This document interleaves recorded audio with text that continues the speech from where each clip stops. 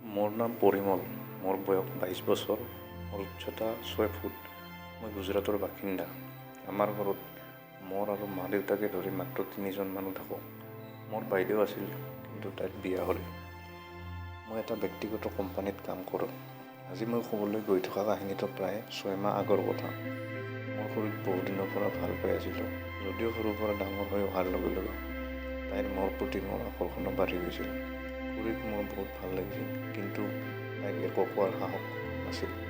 মই তাইক বৰ ভয় কৰিছিলোঁ, আৰু তাই মোৰ সন্মুখত থাকিলে মই একো ক'বলৈ সাহস গোটাব পৰা নাছিলোঁ। মোৰ খুৰীৰ মোৰ ঘৰৰ একেবাৰে ওচৰত। মোৰ খুৰীৰ নাম ঋতুকা। আগতে মই তাইক মৰমেৰে ঋতু খুৰী বুলি মাতিছিলোঁ। তেওঁৰ বয়স আছিল প্ৰায় ৩৮ বছৰ। খুৰাৰ কাঠৰ ব্যৱসায় আছিল। খুৰাই ৰাতিপুৱাই কামলৈ ওলাই যায় আৰু সন্ধিয়াহে উভতি আহিছিল। খুৰা আৰু খুৰীৰ এটা ল'ৰা সন্তানো আছে। আহমেদাবাদৰ ইঞ্জিনিয়াৰিং কলেজত পঢ়ে, তাতেই হোষ্টেলত থাকে। এইভাৱে খুৰীয়ে ঘৰত সম্পূৰ্ণ অকলশৰীয়া হৈ আছিল। খুৰীৰ কথা কি ক'ম, তাই দেখাত ঠিক অনুষ্কা শৰ্মাৰ দৰেই, মাথো তাইৰ বয়স অলপ বেছি। কিন্তু এতিয়ালৈকে খুৰীয়ে নিজকে ইমান ভালকৈ মেইনটেইন কৰিছিল যে তাইৰ ফালে চাই কোনেও তাইৰ বয়স অনুমান কৰিব নোৱাৰে। গাখীৰৰ ক্ষেত্ৰত অনুষ্কা শৰ্মাৰ খুৰীত অলপ ডাঙৰ। অনুষ্কা শৰ্মাৰ উলংগ গাখীৰ মই দেখা নাই।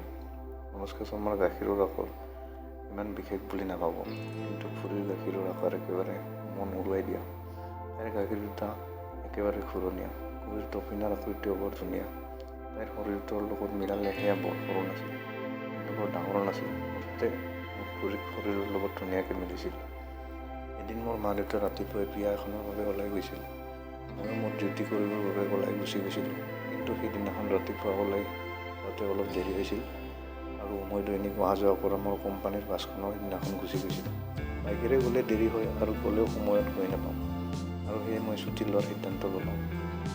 ঘৰলৈ অহাৰ পিছত খুৰীক ক'লোঁ যে আজি ছুটী লৈছোঁ, অফিচ যোৱাত দেৰি হ'ল, তুমি মোৰ বাবে দুপৰীয়া ভাত বনাবা। তাৰপিছত উভতি আহি লেপটপত গেম খেলিবলৈ ধৰিলোঁ।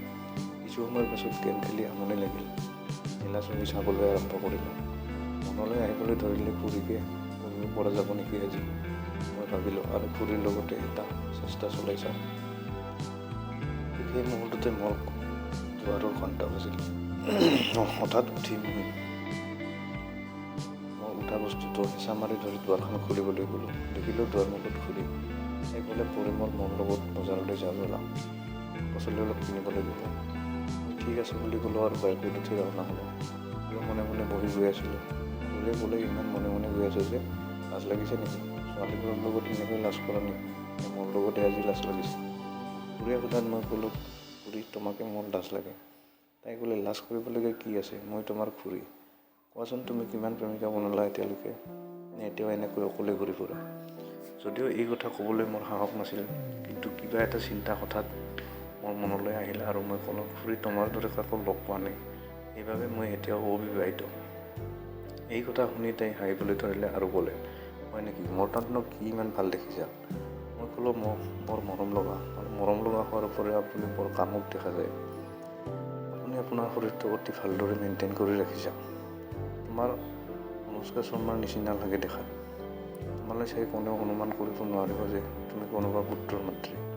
মোৰ প্ৰশংসা শুনি খুৰী বৰ সুখী হৈ পৰিল, আৰু ধেমালিতে মোৰ পিঠিত খুন্দা মাৰি ক'লে, হৈছে দিয়া, তুমি বৰ দুষ্ট হৈছা। তোমাৰ খুৰী মোৰ বিষয়ে তেনেকৈ ভাবে নেকি? মই ক'লোঁ, খুৰী, তুমি মোৰ সপোনত আহি মাজে মাজে মোৰ লগত বহুত কাম কৰিছা। তাই সুধিলে, কি কোৱা? মোকো কোৱাচোন, তোমাৰ সপোনত আহি মই কি কৰিছোঁ? পিছতো এৰাই চলি মই ক'লোঁ, বাদ দিয়া খুৰী, পিছত ক'ম। তাৰপিছত আমি বজাৰ পালোঁগৈ। আমি শাক পাচলি ল'বলৈ ধৰিলোঁ। খুৰীয়ে হাতত বেঙেনা আৰু পানীলাও লৈ লাৰি পিটিকি চাই আছিল। এইটো দেখি মোৰ বস্তুটো থিয় হ'বলৈ ধৰিলে, আৰু বেঙেনা সলনি মোৰ বস্তুটো খুৰীক দিবলৈ মন গ'ল। তাৰপিছত আমি শাক পাচলি লৈ ঘৰলৈ আহিলোঁ। ঘৰলৈ উভতি অহাৰ পিছত খুৰীক তাইৰ ঘৰৰ বাহিৰত থৈ তাৰপিছত মোৰ ঘৰলৈ আহিলোঁ। খুৰীয়ে ক'লে, আৰে ক'লৈ যোৱা? অলপ পিছত ভাত হ'বই, একেলগে ভাত খাই যাবাহি। তেতিয়ালৈকে একাপ চাহ খাই লওঁ। মই খুৰীৰ ঘৰলৈ গ'লোঁ। খুৰীয়ে আমাৰ দুয়োৰে বাবে চাহ আনিলে, আৰু আমি দুয়ো একেলগে বহি চাহ খাবলৈ ধৰিলোঁ। খুৰী আৰু মই ইটো সিটো কথা পাতিবলৈ ধৰিলোঁ। খুৰীয়ে সুধিলে, ঠিক আছে, এটা কথা কোৱা, সঁচাকৈয়ে মোক ইমান ভাল লাগে নেকি? মই ক'লোঁ, মা শপত খাই কওঁ খুৰী, তুমি মোৰ বাবে ইমানেই কাম কৰোঁ কি যে পাৰিলে মোৰ তোমাৰ লগত। তাই ক'লে কি মোৰ লগত কি? তাৰপিছত বিষয়টো ঘূৰাই মই ক'লোঁ একো নাই, বহুত আগৰ পৰাই তোমাক মোৰ বহুত ভাল লাগে। খুৰীয়ে ক'লে তোমাৰ ভাল লাগিলে কি হ'ব? তোমাৰ খুৰীয়ে মোৰ লগত কেতিয়াও এনেকুৱা কথা কোৱা নাই। মোৰ এনেই লাগে যেন ঘৈণীয়েকক একো গুৰুত্বই নিদিয়ে। দিন ৰাতি কাম আৰু কাম, কেৱল কামতে ব্যস্ত। তোমাৰ দৰে তেওঁ কেতিয়াও মোৰ প্ৰতি গুৰুত্ব নিদিয়ে। খুৰীক বুজাই থাকোঁতে মই ক'লোঁ তোমাৰ সমস্যাটো মই বুজিব পাৰিছোঁ। তাই ক'লে বুজি নাপাওঁ, তোমাৰ খুৰীয়ে ইমান দিনে মোৰ শৰীৰটো ভালকৈ চুই চোৱা নাই। সুযোগ দেখি মই ক'লোঁ খুৰী আপত্তি নাই যদি মই তোমাক এটা কথা সুধিব পাৰোঁ? তাই ক'লে সোধা। মই ক'লোঁ তোমাৰ যৌন জীৱন কেনেকুৱা চলিছে খুৰী? খুৰীয়ে ক'লে মোৰ কি ভয়ংকৰ যৌন জীৱন পৰিমল। তোমাৰ খুৰা এই বিষয়টোত বহু পিছ পৰি আছে।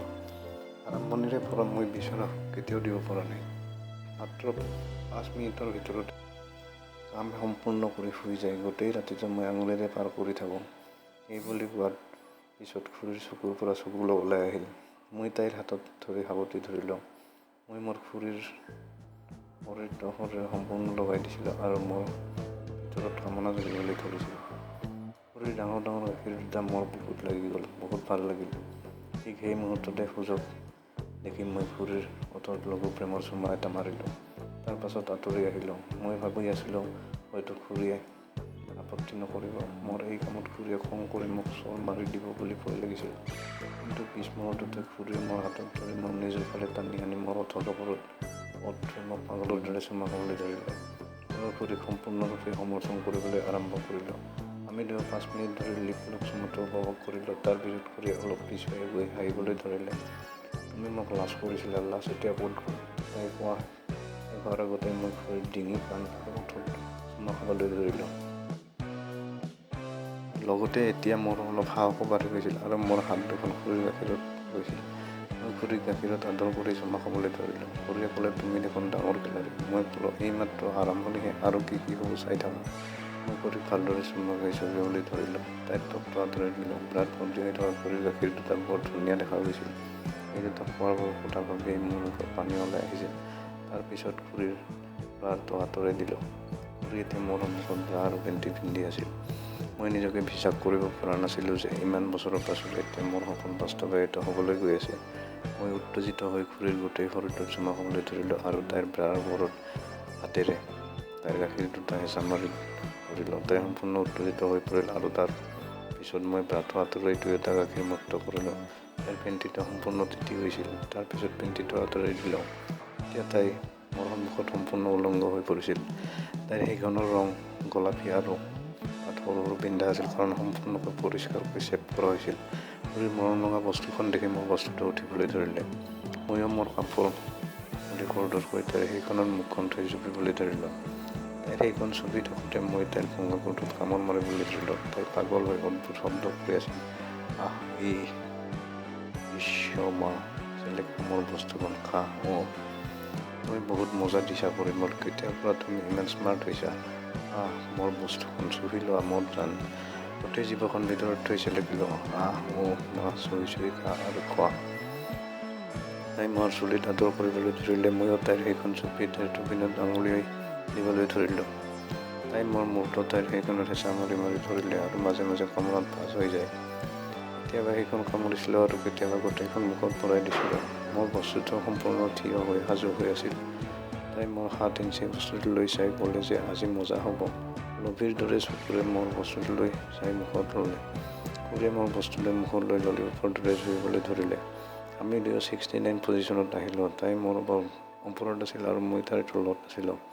তাই মোৰ বস্তুটো জুপি ৰাখিলোঁ আৰু মই তাইৰ সেইখনত জিভাখন লৰচৰ কৰি আছিলোঁ। প্ৰায় 20 মিনিটৰ পিছত তাইৰ শৰীৰটো জঠৰ হ'বলৈ ধৰিলে আৰু তাৰ পিছত খুৰীৰ সেইখনৰ পৰা বহুত পানী ওলাই গ'ল। খুৰীৰ বস্তুখনৰ পৰা ওলোৱা সকলো পানী মই খালোঁ। সেইখনৰ ৰসৰ এটা অদ্ভুত আসক্ত সোৱাদ আছিল। খাই মজা লাগিলে। ইয়াৰ পিছত মোৰ বস্তুটো খুৰীৰ মুখত পানী এৰি দিলে। তাইও সেইখিনি সম্পূৰ্ণকৈ পান কৰিলে। আমি 10 মিনিট এনেকৈ পৰি থাকিলোঁ।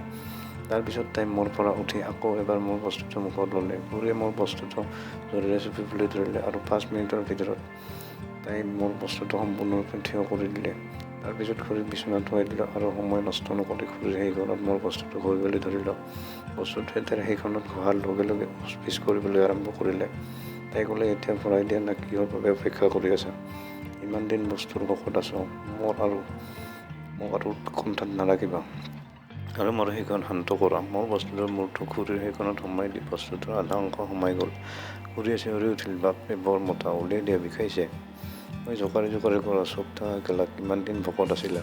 এতিয়া মোৰ বস্তুৰ দুটা জোদা খাই উপভোগ কৰা। এই বুলি কৈ মই আকৌ খুৰীৰ সেইখনত ঠেলি দিলোঁ। মোৰ গোটেই বস্তুটো খুৰীৰ সেইখনত সোমাই গ'ল। এনে লাগিল যেন মোৰ বস্তুটো গৰম চেম্বাৰত সোমাই গৈছে। খুৰীৰ সেইখনত বিষাইছিল আৰু বিষ কমাবলৈ মই খুৰীৰ শৰীৰটো আদৰ কৰিবলৈ ধৰিলোঁ। তাইৰ গাখীৰ দুটাত আদৰ কৰি তাইক চুমা খাবলৈ ধৰিলোঁ। তেতিয়াহে খুৰী অলপ শান্ত হ'ল। অলপ থমকি ৰৈ আকৌ খুৰীৰ সেইখন কৰিবলৈ ধৰিলোঁ। মই মোৰ বস্তুটো ভিতৰলৈ আৰু বাহিৰলৈ ওলোৱা সোমোৱা কৰি থাকিলোঁ আৰু খুৰীও উপভোগ কৰিবলৈ ধৰিলে। খুৰীৰ মুখৰ পৰা কামুক সুখৰ সমনীয়া ওলাই আছিল। হা হা হা, কৰা আৰু কৰা, মোক মা কৰা, ফালি পেলা মোৰ সেইখন। ইচ, খুৰীৰ মুখৰ এনেধৰণৰ শব্দ শুনি মোৰ উত্তেজনা বাঢ়ি গ'ল।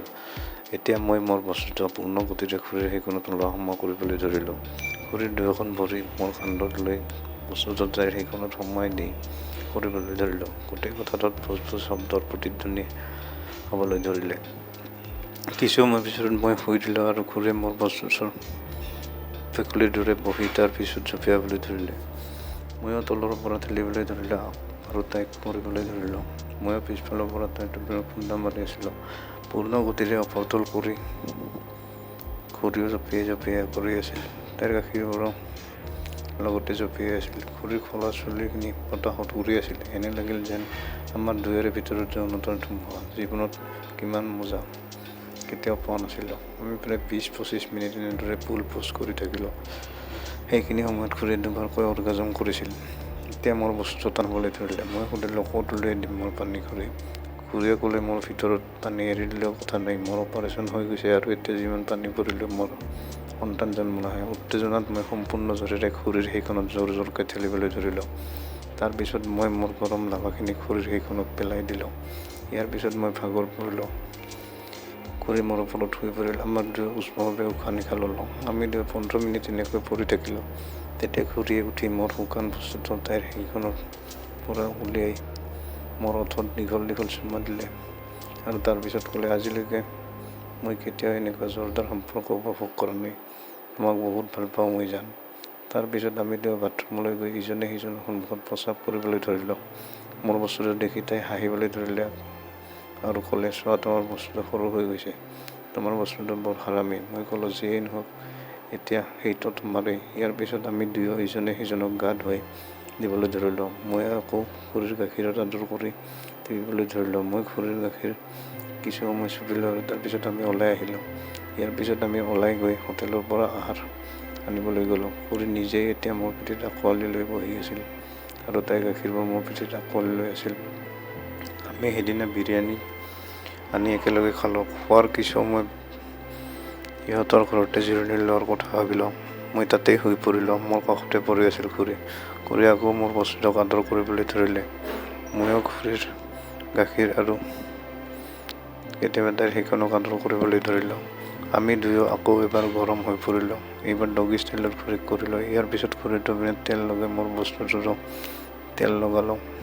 মই মোৰ বস্তু খুৰীৰ টপিনা আৰু তাইৰ পিছফালৰ ফুটাত সুমুৱাই দিলোঁ। খুৰীৰ ঘূৰণীয়া টপিনা দুটা সম্পূৰ্ণ মসৃণ আৰু জিলিকি আছিল। মসৃণ হোৱাৰ বাবে মোৰ বস্তুটো সহজে ভিতৰলৈ সোমাই গৈছিল। খুৰীৰ টপিনাটোৱে মোৰ উৰুত খুন্দা মাৰি আছিল। তেলৰ কাৰণে গোটেই ৰুমটোতে এটা থেপ থপ শব্দ হ'ল। শুনি মোৰ আমেজ লাগিল আৰু মই খুৰীৰ টপিনাটোত উৎসাহেৰে কৰিবলৈ ধৰিলোঁ। খুৰীৰ টপিনাত কৰি বহুত ভাল লাগিছিল। আধা ঘণ্টা ধৰি খুৰীয়ে পিছফালৰ ফুটাত মাৰি মই তাইৰ টপিনাৰ ফুটাত স্খলন কৰিলোঁ। তাৰপিছত দুয়োজনে ইজনে সিজনক আঁকোৱালি লৈ উলংগ অৱস্থাতে শুই পৰিলোঁ। প্ৰায় 6 বজাত খুৰীয়ে মোক জগাই দিলে। মই বিচনাৰ পৰা উঠি গা ধুই ফ্ৰেছ হৈ সাজু হৈ চোফাত বহিলোঁ। কিছু সময়ৰ পাছত খুৰীয়ে চাহ বনাই আনিলে। খুৰীয়ে মোৰ লগত আনন্দতে ক'লে, আজিৰ পৰা তুমি মোক মোৰ নাম ধৰি মাতিবা। খুৰীয়ে কোৱা কথাত মই মান্তি হ'লোঁ। ইফালে ঘৰৰ কামৰ পৰা উভতি আহিল। মোক তাত দেখি খুৰীয়ে সুখী হৈ ক'লে আমাৰ ঘৰলৈ আহি থাকিব লাগে আৰু আহি মাজে মাজে চাহ খাই যাব লাগে।